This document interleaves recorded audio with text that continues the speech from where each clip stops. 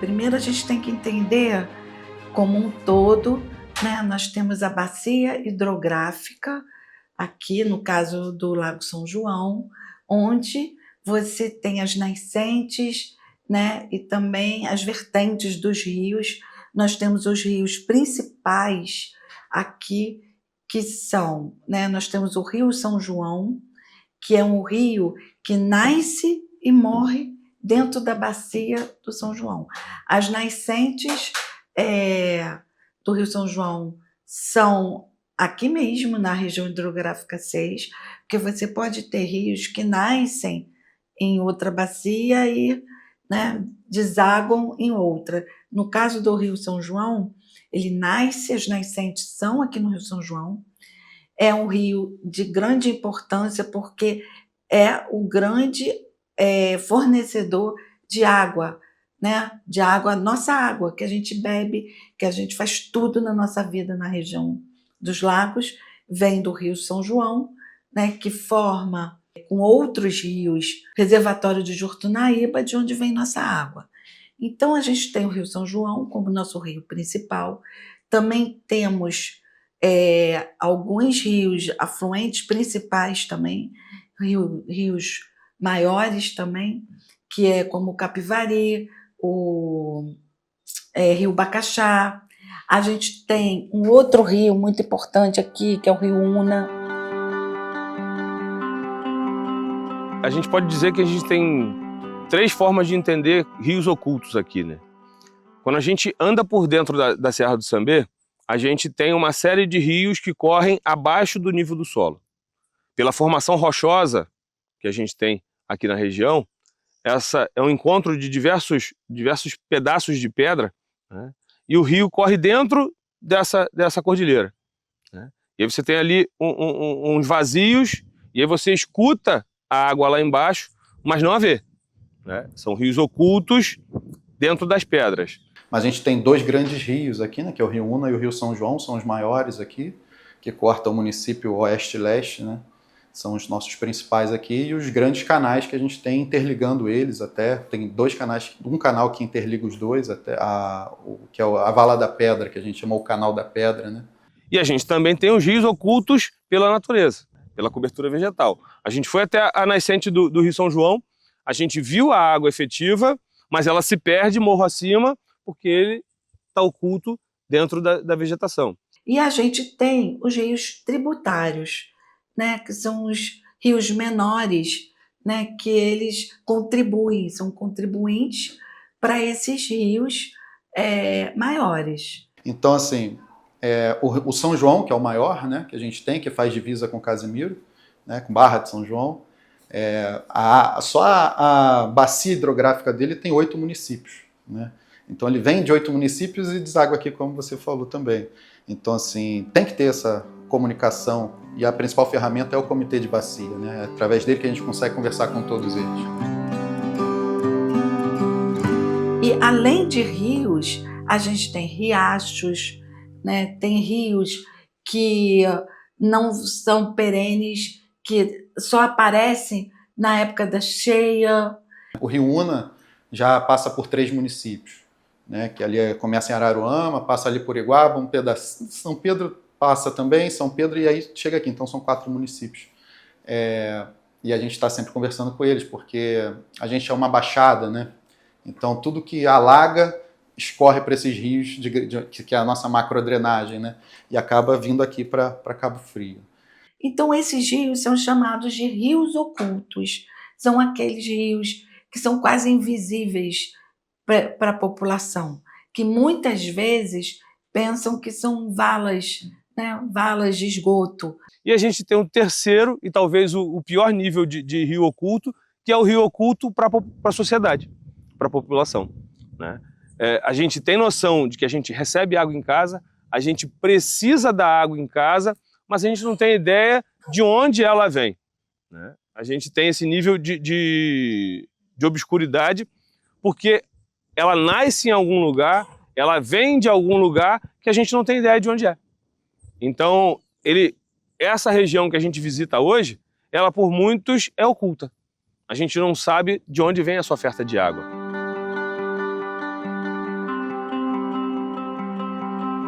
aquela pouca mata ciliar que já existia numa nascente, que tem essa importância gigantesca que todo mundo já conhece, né? Você acabou tirando toda aquela vegetação que tem de entorno de um rio, né, da sua calha, da sua mata ciliar e ao redor de sua nascente, e quando essa vegetação sai, você acaba também afastando toda a fauna. Então você começa uma cadeia de impacto ali que não tem fim.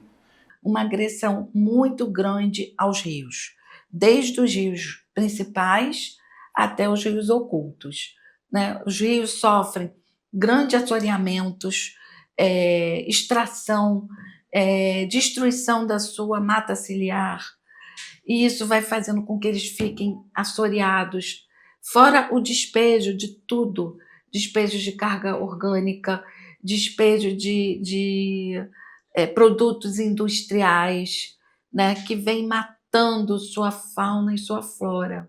Sem dúvida alguma, toda interferência na natureza, ela vai trazer um impacto sobre o manancial, né? Principalmente quando a gente fala de desmatamento.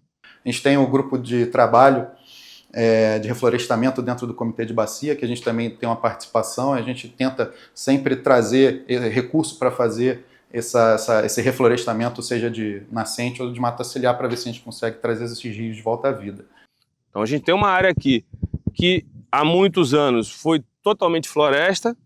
Quando a gente tem a redução desse nível de cobertura vegetal, a gente tem o rebaixamento do lençol freático e, consequentemente, menos vazão de água. Eu comparo o rio às veias do nosso corpo, né? Nós temos várias veias que, se a gente não tivesse essas veias, ou se elas estiverem entupidas ou poluídas, né, com colesterol, com não sei o que, com tudo aí, o que vai acontecer com a gente? A gente vai morrer.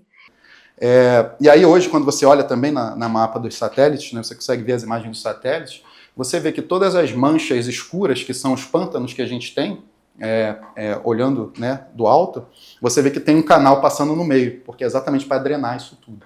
E esses canais ligam nos rios, né? E aí nos dois rios, grandes rios que a gente tem, que é o Rio Una e o Rio São João.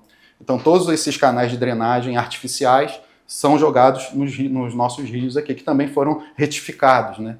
Porque eles achavam um pouco né, estranho isso, mas eles achavam um pouco estranho o rio ser muito sinuoso, né? O rio tomar muita área ali isso são o que os pesquisadores dizem, né? Que tem alguns relatos sobre isso.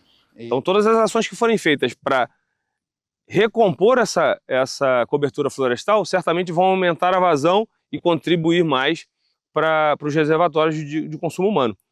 O contrário, se o desmatamento, se as queimadas, tudo isso for aumentando, a gente tem cada dia menos água, cada dia menos oferta e, consequentemente, vai faltar na torneira.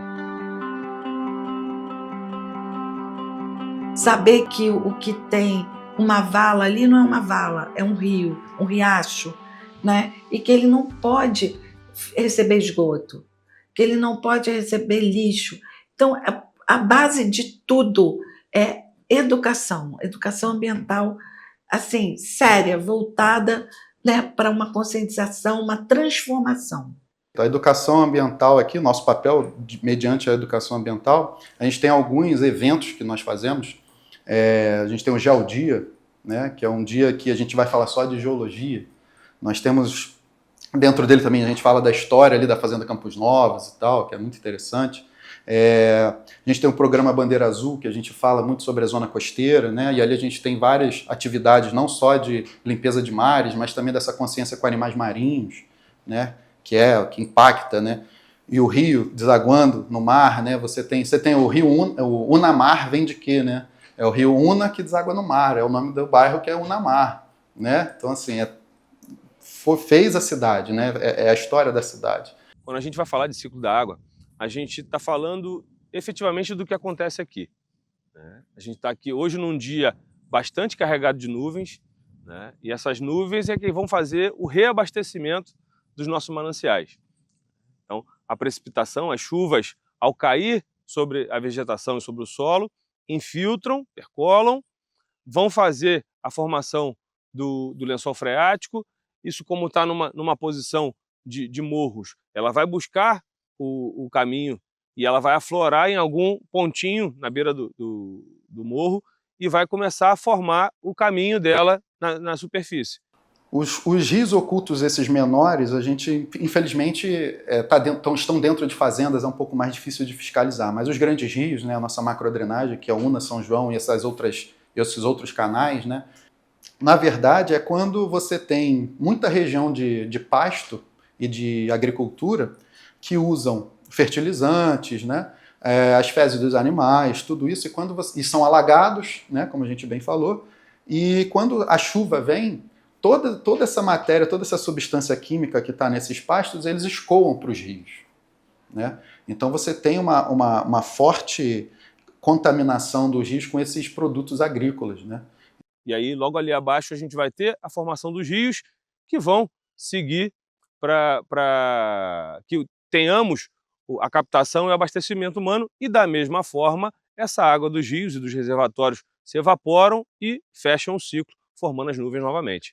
E a gente tem ainda pode ser que haja, assim, é difícil diagnosticar isso, mas a gente tem despejo irregular de esgoto em algumas áreas, né?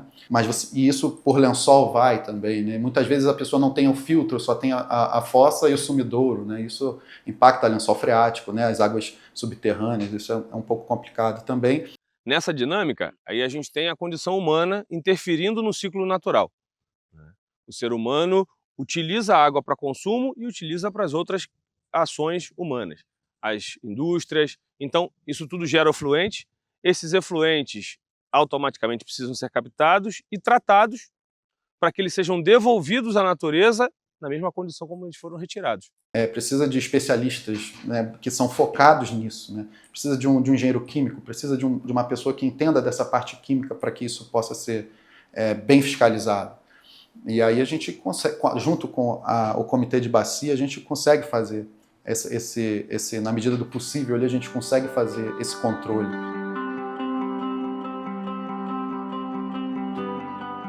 Né? A educação, que é a base, é o alicerce. Aí você tem a identificação, o diagnóstico do problema, a proposta de solução e a fiscalização. Porque, principalmente, no início de tudo, até as pessoas consolidarem a conscientização. Então, esse é o papel humano com a responsabilidade para fazer com que essas águas também não sejam devolvidas à natureza como esgoto, e sim como água pura. É um problema que a gente tem sempre estar de olho, né? Sempre acompanhando a eficiência da estação de tratamento, e fazendo o máximo que a gente consegue para manter isso dentro da legislação, dentro dos parâmetros corretos ali, físico-químicos. É complicado, porque, como a gente fala, que é uma equipe pequena, então assim, a gente, além de tudo, e é um tema complexo, né? A gente está vendo as concessionárias de água e esgoto interagindo com a sociedade. No início era muito voltado para a questão de colocar água para o lucro. Se não proteger esses rios ocultos e os principais, eles daqui a pouco vão gastar muito mais para trazer uma água limpa para a gente. Os rios ocultos e assim, a preservação deles está muito atrelado à estrutura que uma secretaria tem para atuar, né?